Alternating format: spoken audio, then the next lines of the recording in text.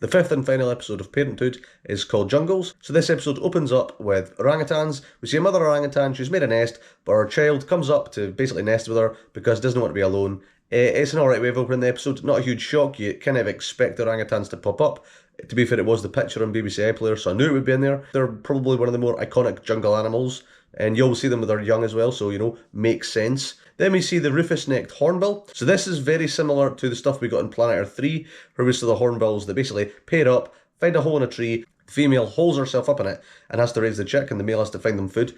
That's exactly what happened here. To be honest with you, it didn't really add anything new for the most part. I was kind of like, yeah, we've seen this before. The first time I saw that sequence in Planet Earth 3, I thought it was really cool. I really liked it. It's probably still one of the highlights of that series for me. I do think about it sometimes.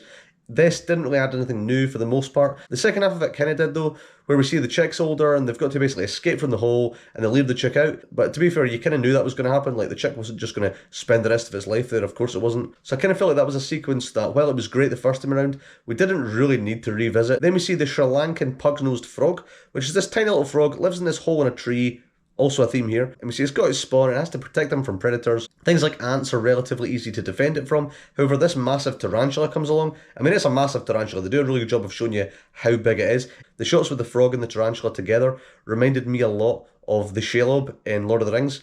Very creepy. It made this tarantula seem a lot scarier than I think I normally would find it. Again, as I said before, I'm not really scared of spiders, but that definitely felt creepy. But we see that they actually live in the same hole, so, everything's fine. The spider probably deters predators, so it's all good. And yeah, it was quite fun watching them together. It was kind of unexpected. I was kind of like, I don't think the tarantula is going to get this frog, because what's a tarantula this size really going to get from a tiny little frog like that? And I think if they'd teased that anymore, it would have annoyed me. They knew when to give the reveal, so I quite liked that. And to be honest, that might have actually been one of the better parts of the episode, surprisingly. Then we go back to the orangutan. We basically just see the mother orangutan and her child hanging out in the forest. She's trying to feed. The young orangutan keeps pestering her, and she basically just pushes him out the tree. That was quite funny. We also see them eating termites, which is cool. So I kind of feel like orangutans, to be fair, a lot of the time in these series, you don't see them doing very much, but the fact that they showed a little bit more was interesting enough. And then we see coatis. So we don't see coatis very often. We basically see a mother with her kits. She goes off for a bit of me time and leaves the kids with a babysitter, but we see that they get separated because the mother crosses a river where there's good feeding, and she tries to get her family to come over, but they can't.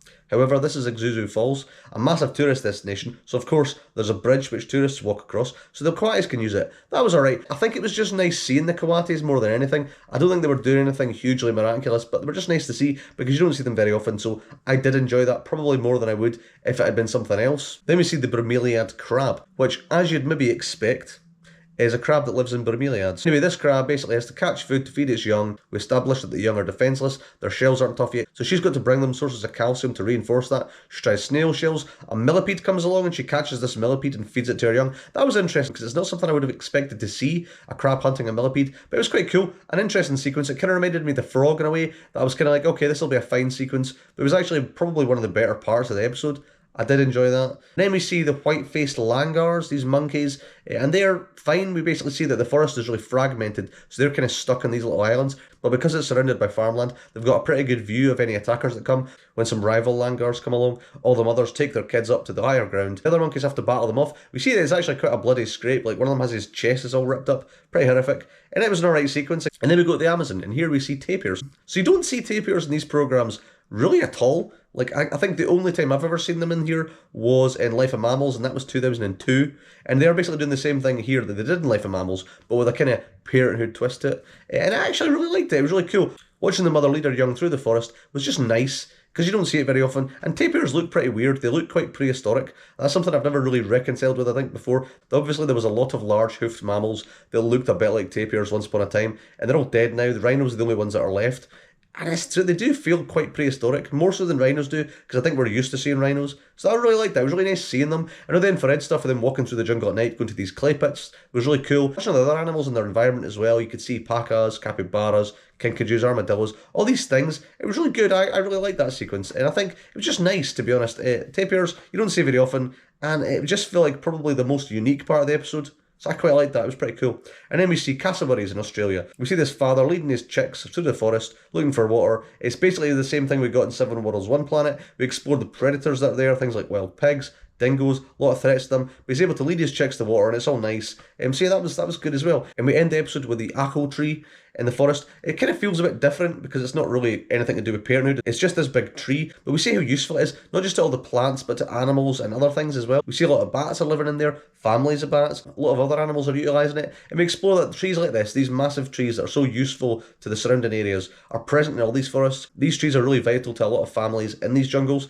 so they're really important. So while that wasn't an obvious way of ending the episode, and the series as a whole, it was actually really effective, and I did actually like that ending quite a bit. And then the diaries is all about the people filming the tapirs. It's not actually about conservation this time, it's actually filming. That's the first time in the series we've actually had that. And it was interesting watching them film the tapirs, just how difficult it was to find them and get the shots. And you got a sense that it was quite rewarding as well. So I did like that. So yeah, this episode is good. It's basically the same as a lot of the other episodes in this series, and that is just good. It's not amazing. Highlights for me were probably the tapirs, the crab, and the frog. I liked all those sequences more than the others, I think, but it was overall alright. I would say the series as a whole as well is generally okay. The Grasslands one was really good. That was a great episode. Everything else has just been good, with some really good stuff in it, but not a huge amount. Yeah, it's just alright. It's probably not one of the ones I'm going to rewatch a lot after this, to be honest. But you know, still alright sequence. These series, they're all well produced, they're all well filmed, they all look great. So that's something. While narratively, a lot of the time it's becoming quite similar, and they don't really want to show you a huge amount. I guess because this series is called Parenthood, kind of figured it was going to be a bit more cutesy, and it wasn't as cutesy as I thought it would be, to be fair.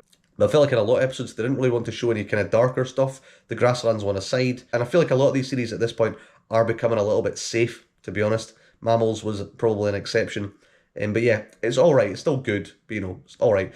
So yeah, let me know in the comments below what you thought of this episode, what were your highlights, let me know. And what did you think of the series as a whole? Did you agree with me? And as this is the end of the series, I will be doing a top 10 video, but let me know what you'd like me to talk about next. And yeah, as ever, feel free to like, comment, and subscribe, or don't if you don't want to, it's perfectly fine. And I'll see you next time, and goodbye.